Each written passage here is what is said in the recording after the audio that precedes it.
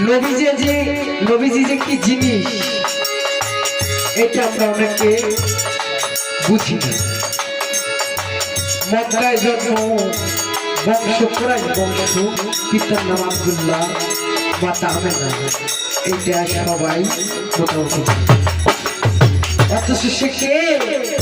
সৃষ্টি হলো সবার আগে, পাঠাইলো সবার শেষ। সে কে? কি তার পরিচয়? এইটা কেউ বুঝি না এবং কেউ বুঝিও না। একদিন জিবরাইল আমিন বার্তা নিয়ে রাসূল সাল্লাল্লাহু আলাইহি ওয়াসাল্লামের উদ্দেশ্যে আসছে। আসার পর দরজায় গিয়ে ডাক দিছে, তখন দরজা খুলে দিচ্ছে আমার মা ফাতেমাতুল জোহরা। বলছে, ছোট কাকা কি জন্য চাইছেন আমার ঘরে? আমার বাবাই। এই যে ছোট কাকা কথাটা বলছি জিবরাইলকে, কথাটা জিবরাইলের লাগছে। কথা শুনাইলো জিবরাইল,